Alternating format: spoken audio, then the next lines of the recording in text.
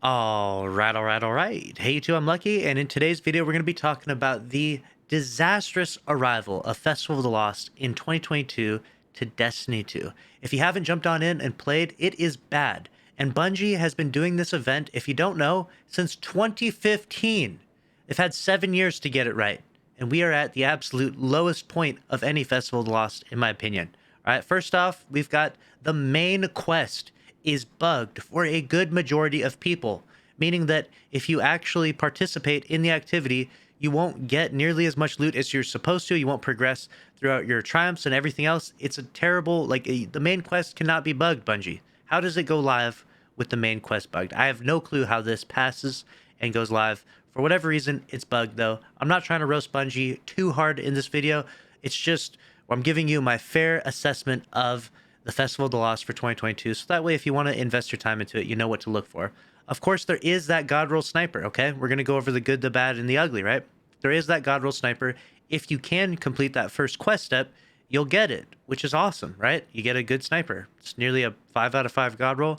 Could have a couple different perk variations, but super good roll on that sniper.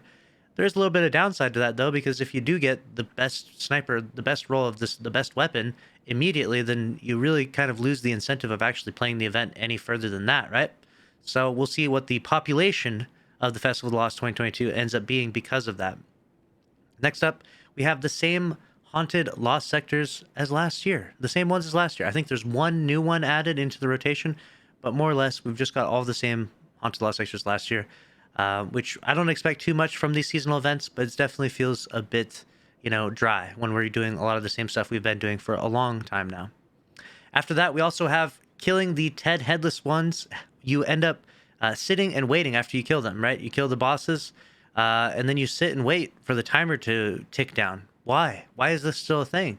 This is a bug that happened last year again. You would think that after all the backlash and what everyone was saying from last year, you would at least fix that. After the 10 headless ones are killed, the timer should go down. You should be rewarded for running through the activity faster and more efficiently, right? Shouldn't have to just sit around for a minute or two waiting for the activity to end. It's monotonous, it's pointless, it wastes a lot of people's time. And really, that's kind of the big issue that I think that a lot of people have as Destiny 2 players lately, is that they feel like their time isn't really appreciated as much as it should be, especially in a game like Destiny 2, where you are required to put so much time into it. You have to invest a lot of time to be a Destiny 2 player. If you don't invest a lot of time, you fall behind quickly. The FOMO is real. We all know that. And so it's definitely a big issue where you're wasting people's time. And obviously, it doesn't seem like that big an issue 1 minute, 2 minutes. But when you're trying to do dozens of this activity, it is a good amount of waste of time. And Bungie should fix it, especially considering it's not a new bug from this year. It's a bug from last year. So they should be on top of that stuff. Fix that stuff. And on top of that, you've got weapons dropping. They're bugged. They don't have the origin traits on them. Some of these weapons literally do not have the new origin trait on them for whatever reason.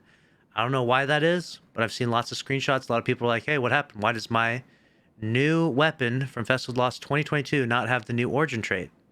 What went wrong here, right?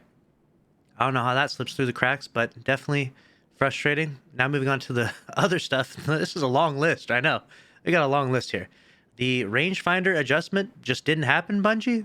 It just didn't even happen this year. We were gonna adjust rangefinder, and the entire hotfix went through, and that one slipped out.